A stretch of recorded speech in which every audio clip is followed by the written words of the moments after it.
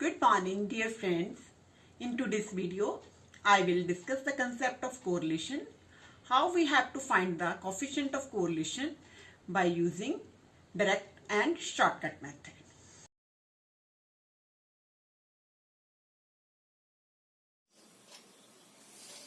Correlation. Correlation is simultaneous variation, that is when the changes in one variable associated or followed by the changes in the other variable is called correlation. Actually, correlation tells the relationship between two or more variables. So I will explain by the illustration, that is calculate the coefficient of correlation between x and y. That means two series are given, x and y series.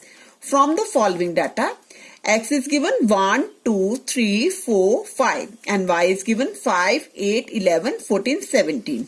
So I have to find out the correlation between two series. So directly I will apply the formula R is equal to n sigma xy minus sigma x dot sigma y over n sigma x square minus sigma x का whole square. Next root में n sigma y का square minus sigma y का whole square. That means इसके accordingly फॉर्मूले के accordingly I will work. सबसे पहले n means number of terms. सबसे पहले I have written the x 1 2 3 4 5. Then I have written the y 5 8 11 14 17. अब इनको x वालों को टर्म्स को मैंने सम कर लिया. Sigma x means sum of all the terms, that is 15. Then y वालों को मैंने ऐड करा, that is sigma y is equal to 55. Then I have to see this formula. इस फॉर्मूले में क्या है, एक्स वाई कॉलम है, फिर क्या है एक्स स्क्वायर कॉलम है, उसके बाद वाई स्क्वायर कॉलम है. तो मैंने एक्स स्क्वायर कॉलम पहले सबसे पहले फॉर्मुलेट कर लिया.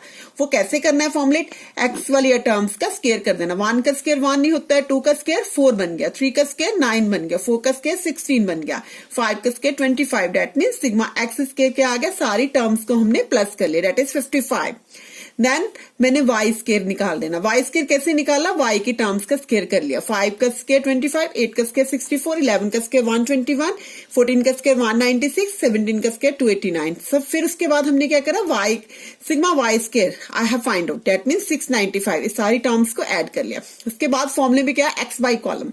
X Y column means X और वाई वाली कॉलम्स की आइटम को हमने मल्टीप्लाई कर लेना. 1 into 5 that is 5, 2 into 8 that is 16, 3 into 11 33. ऐसे ही मैंने ये दोनों टर्म्स भी निकाली. तो I have calculated sigma X Y is equal to 195. अब ये सारी की सारी वैल्यूज हमने इस फॉर्मूले में पुट कर देनी है. N means number of term, that is 5 terms, 5 लगा दिया. सिग्मा एक्स वाई हमारा आया था 195. देन सिग्मा एक्स हमारा है 15 एंड सिग्मा वाई इज 55. उसके बाद नीचे N sigma X square, N means 5 and sigma X square is 55. Then sigma X का whole square, sigma X this that is 15 का होल स्क्वायर. नेक्स्ट क्या, n means 5 terms, sigma Y square is here we see 695. Then sigma Y का whole square, sigma Y कितना है 55 का whole square. तो r is equal to, r means coefficient of correlation and इसकी value ऊपर से calculate करके 150 आ जाती है. This is √50 and this is 450. इसको सॉल्व करते r इज इक्वल टू 1. तो that means coefficient of correlation हमारा कितना आ गया, r is equal to 1. This is a perfect positive correlation. तो how it is a perfect positive, I will explain in the next page. That means how we know that this is a perfect positive or negative by the table. This is a sum. That means two series are given. I have calculated the coefficient of correlation between two series. Now I will explain the Karl-Pearson coefficient of correlation. That means degree of correlation. जैसे मैंने वहां पर लिख दिया था कि it is a perfect positive correlation.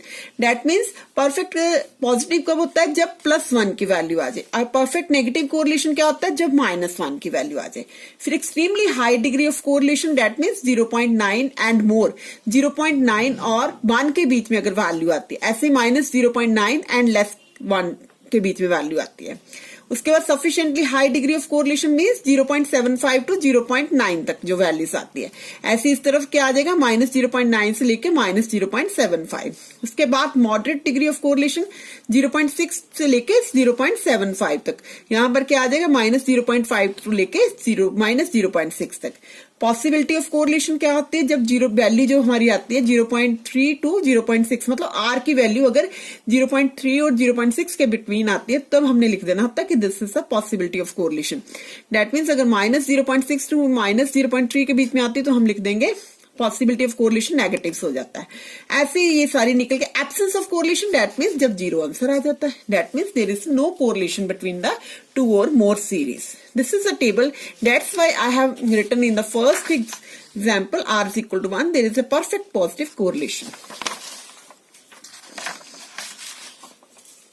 Now I will explain another illustration.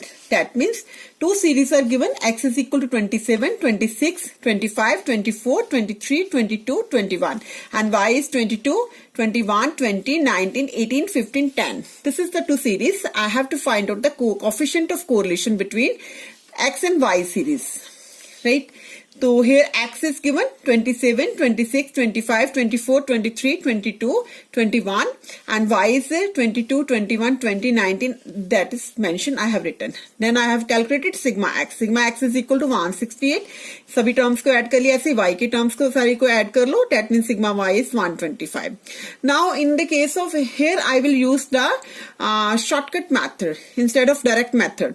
जो मैंने पीछे यूज करा था वो डायरेक्ट मेथड था, that is r is equal to n sigma dx dy minus sigma dx sigma dy, मतलब सिग्मा x और y की जगह हमने क्या लिख दिया, सिग्मा dx dy। ऐसे नीचे था n सिग्मा x का स्क्वायर था, अब हमने क्या लिख दिया, सिग्मा dx का स्क्वायर माइनस dx का whole square into n into sigma dy का होल स्क्वायर माइनस dy का होल स्क्वायर। मतलब जो प्रीवियस फॉर्मूला था वहां पर xy लिखा था, यहाँ पर क्या आ गया, dx dy आ गया।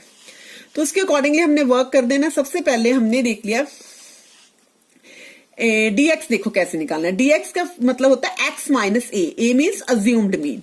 अगर आपने x सीरी के बीच में कोई ना कोई वैल्यू अज्यूम कर लेनी है, तो आई हैव अज्यूम 24, a मैंने ले लिया 24, तो मैंने इसकी वैल्यूज निकालनी शुरू कर दी। 27 माइनस 24 3 आ गया, दैट मीन्स कैसे करा, 27 minus 24 that is 3, then 26 minus 24 2 आ गया, 25 minus 21 that is 1, 24 minus 24 that is 0, 23 minus 21 23 minus 24 answer आ गया -1, that's why I have written -1। ऐसे ही हमने ये वैल्यूज निकाल ली। तो ये आ गया हमारा सिग्मा dx, इसको ऐड करा -6 बन गया, ये क्या बन गया प्लस का 6, दैट मीन्स बैलेंस हो गया। ऐसे ही हमने dy कॉलम निकालना। dy कॉलम कैसे आएगा, y minus b, b means आपने एज्यूम्ड वैल्यू करनी है, वो किसमें से एज्यूम करनी है, y वाले कॉलम में। y वाले कॉलम में मैंने इसको b एज्यूम कर लिया, b इज इक्वल टू 18। तो मैंने कैसे निकालना है, 22 माइनस 18 दैट मीन्स 4 आ गया, फिर 21 माइनस 18 3 आ गया, 20 माइनस 18 दैट इज 2। ऐसे हमने सारा कैलकुलेट कर लिया। सिग्मा dy को जब सॉल्व करते this is -11 and this is the plus का 10, तो -1 सिग्मा dy आ गया। अब देखिए कॉलम में क्या है, dx का स्क्वायर है। स्क्वायर मीन्स dx वाली जो है इस कॉलम की वैल्यूज का स्क्वायर कर दिया। 3 का स्क्वायर 9, 2 का स्क्वायर 4, 1 का स्क्वायर 1, 0 का स्क्वायर 0, दिस 1 दिस इज 4 9। तो आंसर इसको जब कैलकुलेट करते हैं दैट इज 28। ऐसे ही हमने dy स्क्वायर वाली वैल्यूज का स्क्वायर कर लिया। dy कितनी है, देखो dy कॉलम हमने ये निकाला था, इसकी वैल्यूज का स्क्वायर करेंगे 16 आ गया, this is 9, this is 4, this is 1, this is 0, this is 9, this is 64। तो इसका आंसर आ जाता 103। फिर फॉर्मूले में देखते हैं क्या है, dx dy कॉलम भी है, तो dx dy वाला कॉलम भी निकालो। ये dx कॉलम है, ये dy कॉलम है, इनकी वैल्यूज को मल्टीप्लाई करो। 4 3 का 12, 2 3 का 6, 1 इंटू 2 कितना हो गया, 2 हो गया, and 0 into 1 that is 0, then -1 into 0 0, -2 को -3 के साथ करेंगे 6, दैट इज -3 को -8 के साथ करेंगे 24। अब इनका सभी को ऐड करेंगे, देन आई एम गेटिंग 15। अब ये सारी वैल्यूज आगे इस फॉर्मूले में लगाओ। r इज इक्वल क्या है, n means number of terms, 1 2 3 4 5 6 7 terms, 7 लगा दिया। सिग्मा dx dy कितना आया हमारा, 50 आ गया, तो 50 लगा दिया। फिर sigma dx into sigma dy, sigma dx हमारा कितना आया था 0, सिग्मा dy कितना आया -1, 0 इंटू -1 लगा दिया। फिर फॉर्मूले में नीचे क्या है, रूट में n मीन्स 7, सिग्मा dx का स्क्वायर वो कितना आया हमारे पास 28, मतलब 7 इंटू 28 लगा दिया। फिर था dx का स्क्वायर, dx वाला क्या है 0, 0 का स्क्वायर लगा दिया। ऐसे अगले में क्या कर दिया, n कितनी हमारी 7 है, dy square dy square is 103 minus, फिर आ गया सिग्मा dy का स्केयर, सिग्मा dy कितना है -1 का स्केयर। जब इसको सॉल्व करते हैं ऊपर से आ गया 350, 196 इंटू 720 रूट आ गया, तो इसको सॉल्व करके हमारी वैल्यूज आ जाती है 0.932। This is a coefficient of correlation between two series. That means here I have used the shortcut method and the previous sums I have used the direct method. Thanks dear friends. Please like, share and subscribe my channel and don't forget to share with others also.